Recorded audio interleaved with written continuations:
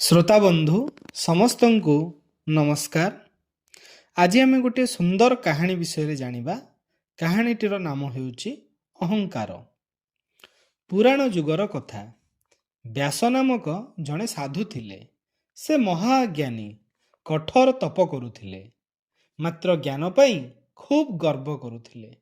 तांकर धैर्य कम थिला। से बहु समय रे टिके टिके कथारे धैर्य हराई बसुथिले।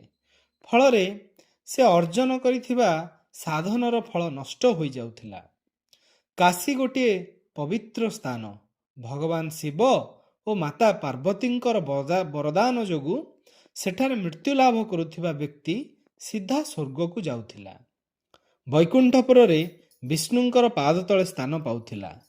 एही विश्वास नहीं बहु साधु सन्थ सेठारे बास करुथिले। व्यासदेव ज्ञानी हेले कौन हेला? से काशीर सुनाम सही पारिले नहीं। से काशी पाखरे आउ गोटे सहर बसाइले। ताहार नाम देइथिले व्यास काशी। काशी सहित व्यास काशी केउ गुणरे कम न हेउ तांकर इच्छा थिला। व्यास काशी रे जिए मरिबो से मध्य स्वर्गरे बसिबो एहा से कामना करुथिले। व्यासदेव शिव भक्त थिले। से कठोर तप कले। शिव व्यासदेवଙ୍କ उपरे संतुष्ट हेले। वर देवाकू पहुँचिले। व्यासदेव जिए व्यासकाशी रे मरिब से स्वर्ग प्राप्ति हेब बोली वर मागिले। शिव तो भोल लोक। से किछि चिंता न करी वर देइदेले।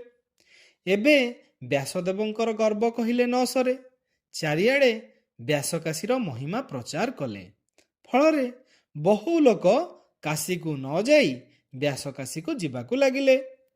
काशी रे यात्री संख्या कमिगला। काशीर महिमा ह्रास पाइला। काशीर पंडित मानंकर भाळेनी पड़िला। सेमानंकर रोजगार मध्य कमी आसिला।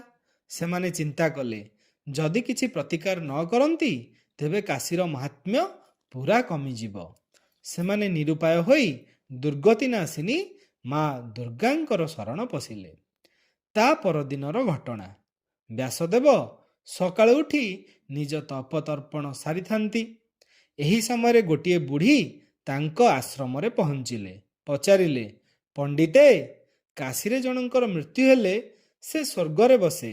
मात्र आपण बसाइथिबा व्यासकाशीर महात्म्य कुहंतु। व्यासकाशी रे जनकर मृत्यु हेले कौन हेबो? व्यासदेव कहिले, माउसी से मध्य सीधा स्वर्ग को जीव। बुढ़ी कहिले, पुओ बयस हेलानी आउ कान को शोभु नाही।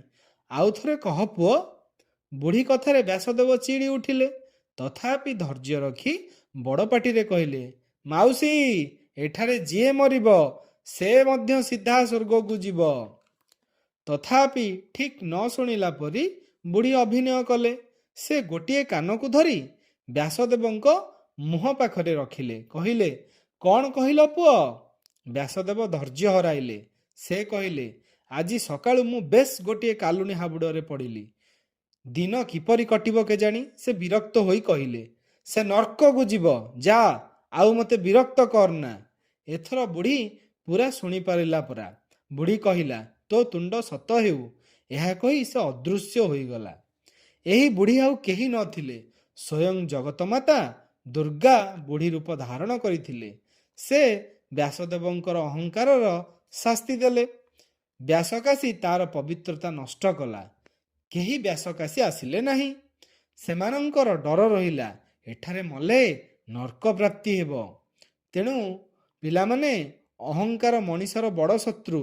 जेते बड़ राजा महाराजा हुअन्तु, जेते बलवान शक्तिशाली योद्धा हुअन्तु, जेते बड़ ज्ञानी हुअन्तु, रूपवान गुणवान हुअन्तु, नर देवता बा राक्षस हुअन्तु, अहंकार कले कथा सरिला। भगवान काहारी अहंकार सहंती नाही। तेणु तमे अहंकार करिबो नाही।